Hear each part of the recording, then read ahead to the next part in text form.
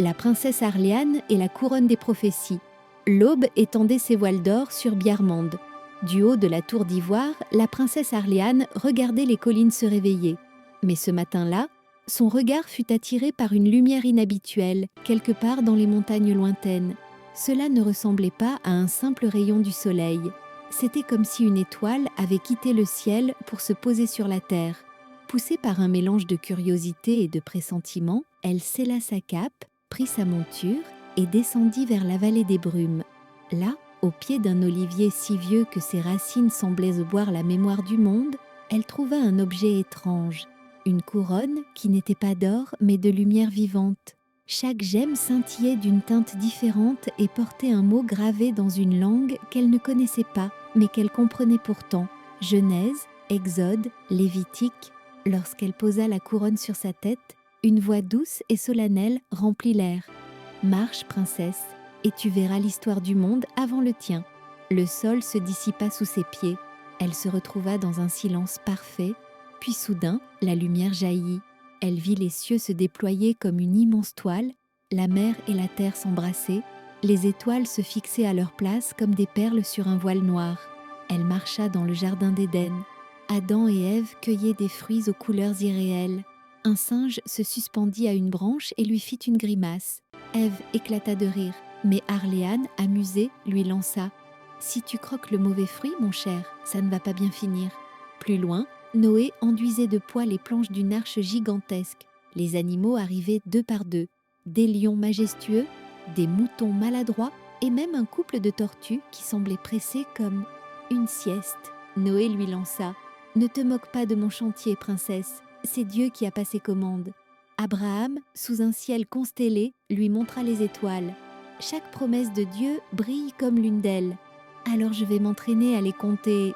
Mais ça risque d'être long, répondit-elle avec un clin d'œil. Le décor bascula en un claquement de vent. Elle était sur le rivage de la mer Rouge. Moïse leva son bâton et l'eau se fendit en deux murs vertigineux. Le sol était humide et chaque pas soulevait une odeur d'algues et de sel. Un poisson curieux passa sa tête à travers le mur d'eau et lui fit un clin d'œil, comme pour dire « Bienvenue chez nous ». Le chemin de la liberté passe parfois au milieu des eaux profondes, dit Moïse.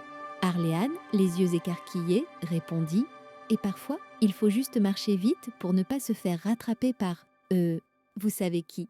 Les murailles de Jéricho s'élevaient devant elle. Josué lui tendit une trompette. « Souffle, princesse ». Elle inspira, souffla, et un son tellement faux en sortit qu'un soldat sur les remparts leva un sourcil.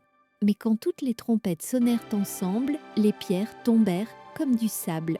À Bethléem, Ruth glanait dans les champs dorés. Arlan l'aida à ramasser des épis. « Même dans la perte, il existe une moisson cachée, » dit Ruth. « Alors je suppose qu'il faut parfois chercher un épi pour trouver l'espoir ?» répondit Arlan avec un sourire. Sur une colline, un jeune berger, David, ajusta sa fronde face à un géant. « Tu n'es pas obligé de regarder, » lui souffla-t-il. « Et manquer le moment où tu transformes Goliath en statue couchée ? Hors de question. » La pierre vola, le géant tomba. David se tourna vers elle. « Ce n'est pas l'épée qui donne la victoire, mais celui qui la guide. » Au palais parfumé de cèdre, Salomon lui offrit un siège. « La sagesse, princesse, est un trésor plus rare que l'or, et plus léger à transporter dans un sac de voyage, » ajouta-t-elle, malicieuse. Dans le désert, Élie se tenait sur le mont Carmel. Le feu tomba du ciel et consuma l'offrande. Dieu parle aussi dans un murmure doux et léger, dit-il. Un instant plus tard, un souffle chaud passa sur sa joue, si doux qu'elle en eut des frissons. Ésaïe lui montra un trône élevé entouré d'anges chantant « Saint, Saint, Saint ».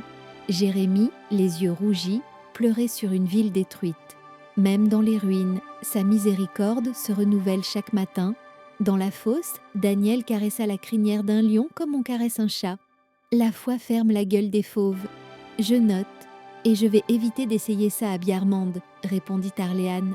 Elle voyagea avec Jonas dans le ventre sombre d'un grand poisson, odeur d'algues comprise, et entendit Amos parler de justice.